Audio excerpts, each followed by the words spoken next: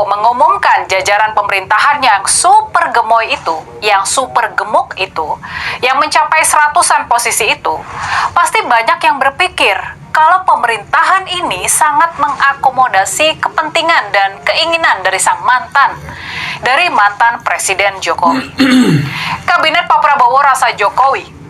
Begitu selentingan yang beredar waktu itu. Dan ketika sindiran ini muncul, kita mendengar pembelaan kalau Pak Prabowo butuh waktu hingga 6 bulan buat membangun pemerintahannya sendiri yang terbebas dari pengaruh dan kepentingan Pak Jokowi, yang waktu itu memang masih begitu kuat. Nah, sekarang setelah 3 bulan berlalu, sudah setengah jalan menuju setengah tahun pemerintahan Pak Prabowo. Bagaimana penilaian kita terhadap upaya bersih-bersih yang dilakukan oleh Presiden Prabowo ini? Apakah memang sudah ada tanda-tanda yang positif?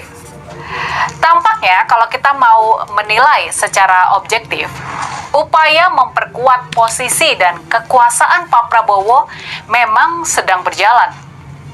Upaya buat terus mengecilkan peran dan pengaruh mantan Presiden Jokowi sudah berlangsung. Makin kesini, Pak Prabowo tampak semakin berani mengambil kebijakan yang melepaskan diri dari pengaruh Pak Jokowi.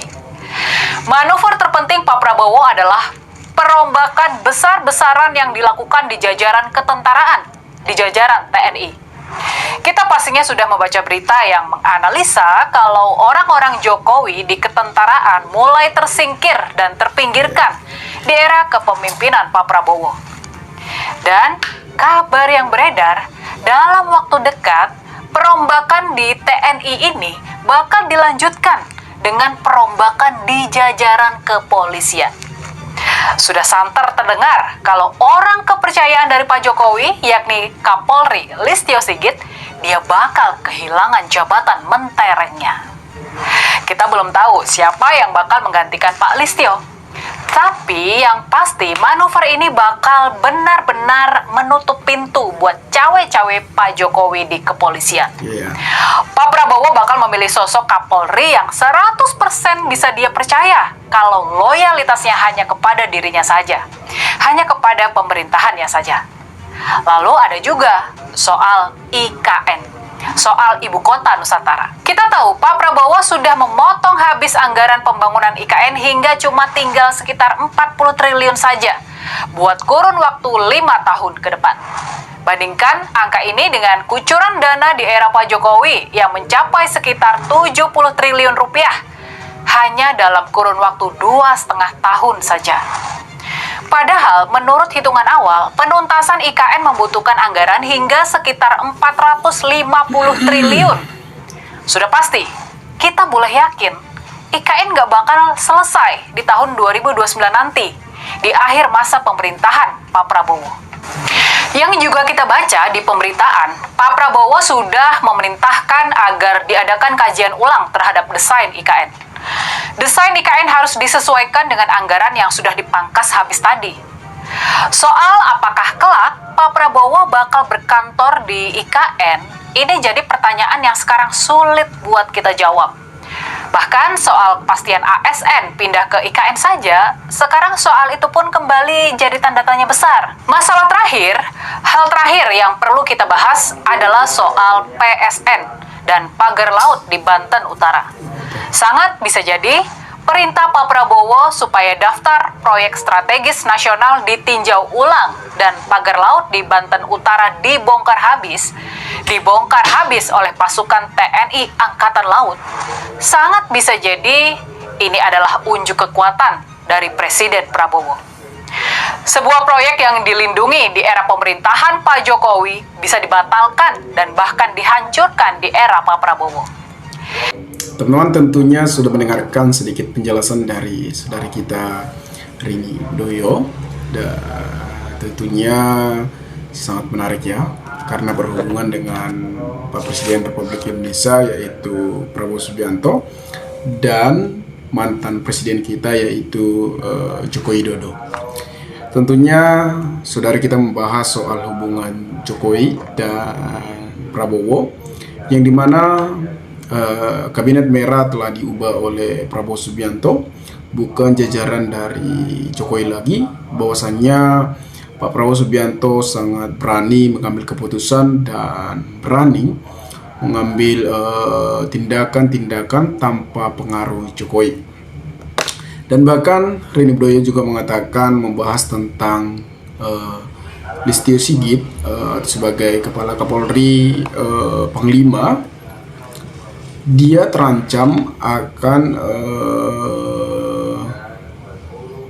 dipecat sebagai Panglima karena itu sangat berpengaruh terhadap kepemimpinan dari Prabowo Subianto, karena itu pilihan dari Jokowi Dodo pada saat Jokowi masih menjabat sebagai Presiden Republik Indonesia. Jadi menurut saya keputusan yang telah diambil oleh Prabowo Subianto sangat benar dan sangat bisa dikatakan tepat, karena berhubungan Prabowo Subianto sangat pantas karena dia sebagai presiden. Tentunya juga dia akan mengubah jajaran-jajaran telah dibangun oleh Jokowi agar bersih dan agar tidak ada hal-hal yang telah disembunyikan semasa Jokowi menjabat sebagai Presiden Republik Indonesia. Apalagi soal IKN, yang dimana IKN ini belum terselesaikan, banyak uang atau banyak dana yang sudah masuk di IKN, padahal IKN tersebut belum terselesaikan. Dan bahkan Prabowo sempat mengatakan akan mendesain ulang sesuai dengan anggaran.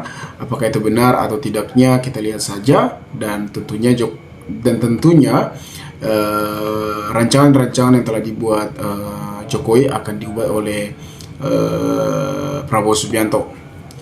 Prabowo Subianto harus memenangkan para menteri-menteri yang terlibat korupsi di era Jokowi, terutama yang terlibat pemangkaran laut di mana-mana tersebut. Mengidolakan pemimpin terkorup dunia, apa kata dunia? Salam OSIS-PR. Nah, tentunya Jokowi saat ini terlibat korupsi dari OSIS-PR. Apakah itu benar? Dan tentunya teman-teman juga harus mengetahui itu benar atau tidaknya. Prabowo harus pilih Kapolri pengganti Sigit yang berkarakter seperti Suno, Duaji, atau Hongeng. Tentunya di saat menjabat presiden atau mantan presiden kita Jokowi, segala pilihan-pilihan Jokowi harus diubah karena akan berpengaruh terhadap kepemimpinan Prabowo Subianto. Ketika Pak Prabowo mengganti atau mengubah segala jajaran kabinet merah, maka terlepaslah dari korupsi. Bahkan belum sampai 6 bulan, Prabowo juga sudah membuktikan bahwa banyak para koruptor yang sudah dia dapatkan, dan saya sangat salut terhadap Prabowo Subianto.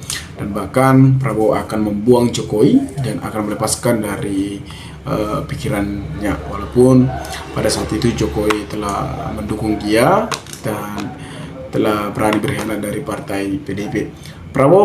Pak Prabowo jangan takut oligarki, sapu bersih saja. Rakyat ada di belakang Pak Prabowo. Tentunya kita sebagai masyarakat pun mendukung segala tindakan-tindakan Prabowo Subianto ketika itu hal yang benar, dan untuk memberantas para koruptor agar Indonesia ini lebih aman dari para koruptor yang sudah merugikan negara dan sudah merugikan masyarakat. Prabowo harus berani menangkap yang melakukan pelanggaran hukum di sekitar internal istana, termasuk mantan presiden ke-7, dan menyelesaikan kasus Sipu Fafat yang makin bikin gaduh. Momen sangat tepat untuk Presiden Prabowo Subianto untuk bongkar dalangnya dan yang bertanggung jawab soal pagar laut. Nah, soal pagar laut ini juga kita tidak tahu siapa pemiliknya, dan belum pasti apakah itu pemiliknya adalah oligarki yang telah dipermainkan di sana, dan bahkan menteri dari kelautan juga tidak tahu siapa pembangun atau siapa pemilik pagar laut tersebut. Dan saya juga heran kenapa menteri laut tidak tahu. Jadi Aguna adalah penjajah di negeri ini. Mulyono cuma tukang kayu yang dijadikan logo Iren dengan jabatan tertinggi di negeri ini. Begitu dia lengser, buser pembelahan pun tidak disediakan lagi. Jika rakyat lega, maka Prabowo yang akan jadi lono. Ire Aguan berikutnya terbukti sampai saat ini Prabowo belum berani mentersangkakan Aguna. Pembenahan Pak Prabowo halus tapi pasti bagikan Pak Bara dalam skam pelan-pelan sampai habis akar-akarnya. Pak Prabowo harus segera menggantikan menteri-menteri titipan Jokowi supaya kinerja pemerintah Pak Prabowo berjalan dengan baik. Nah, saya setuju dengan komentar Agus Purwanto ini. Pak Prabowo akan segera menggantikan para menteri yang telah dibangun oleh Jokowi di masa jabatannya, karena ini akan berpengaruh pada masa jabatan dari Presiden Republik Indonesia Prabowo Subianto. Ketika sudah menggantikan menteri-menteri atau titipan Jokowi, maka berjalanlah mulus dengan baik kepemimpinan Prabowo Subianto, karena tidak ada permainan-permainan di sana. Saya harap Pak Prabowo juga mengambil tindakan. Semoga Pak Prabowo sangat mengambil alih agar menteri-menteri titipan Jokowi telah disapu.